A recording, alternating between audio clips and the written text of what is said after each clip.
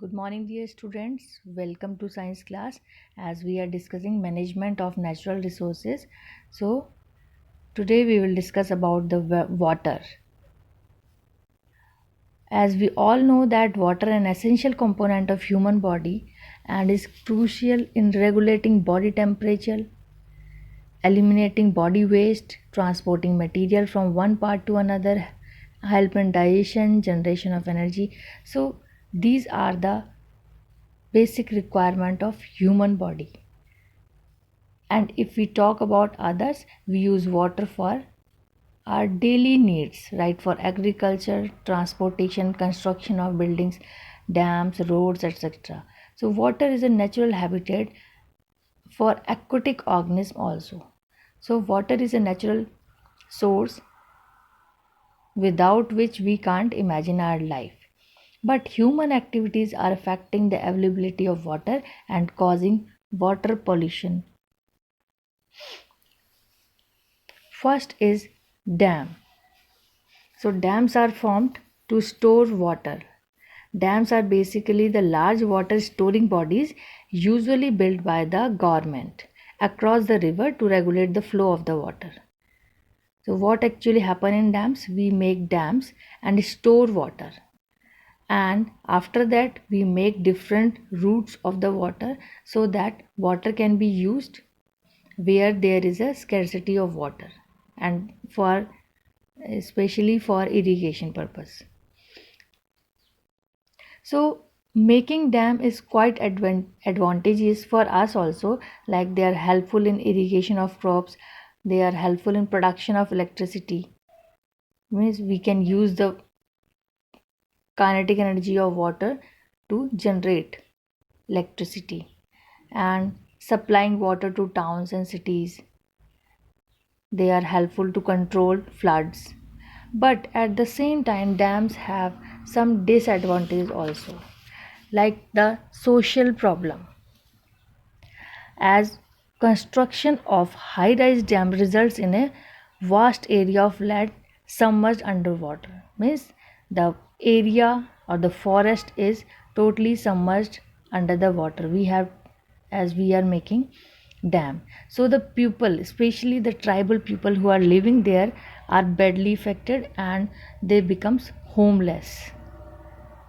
So that is the main problem, and they have to be displaced from that particular area without an adequate compensation, right? So this is the main social problem, and it also causes uneven distribution of water. Sometimes some people get particular quite large amount of water, and but some of them are not able to get. So these are some social problem. Another is economic problem, as construction of dam is quite expensive project. It takes a lot of money. So that involves the spending of huge amount of public and also the public money, right? So people think that such an expenditure doesn't not generate the proportionate benefits to all. Another is environmental problem. Obviously, when we construct a large dam, so we have to cut a large amount of trees, that is deforestation, and it causes loss of biodiversity and displacement of poor tribals.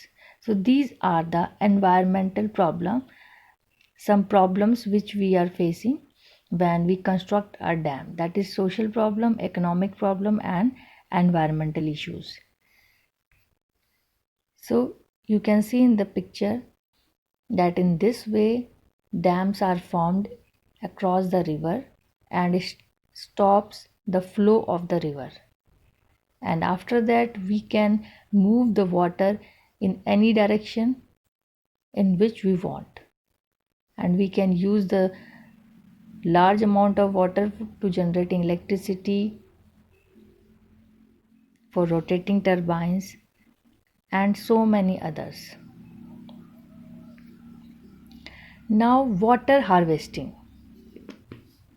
Harvesting is the technique used to capture and store the water for future by making special water harvesting structures. So there are different methods to store water or rainwater which we are using from the old time, that is the different methods of water harvesting, like that is Khadin system. In Khadin system, what actually, when the water comes or the rainwater, it flows in a particular area, then we stop the flow of water by Khadin Band. We make a barrier in front of the water so that that particular water, that rainwater is used for the irrigation in a particular field.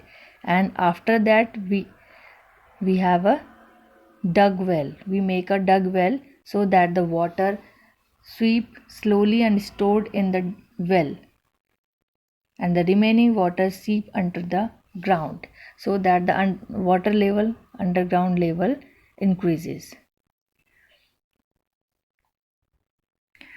So the common method of water harvestings are like digging, making ponds, lakes. In this way we can store the water, building small earthen dams or constructing choke dams. We can make dam if suppose water is flowing, rainwater is flowing, so we stop it by making a small dam, and we can use that particular water, and the water after that seeps into the ground.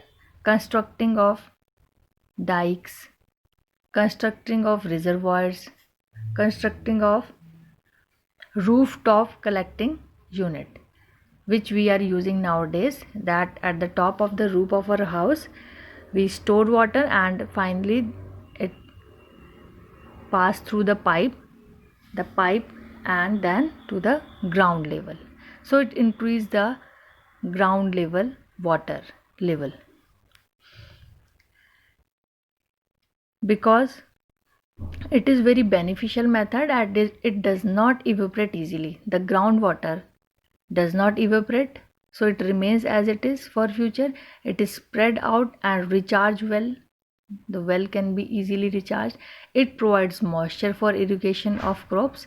It does not get polluted easily, as it is the water is stored underground, so it does not polluted, does not evaporated, and it does not provide breeding ground for mosquitoes, and it is already covered, so there is no danger of mosquitoes.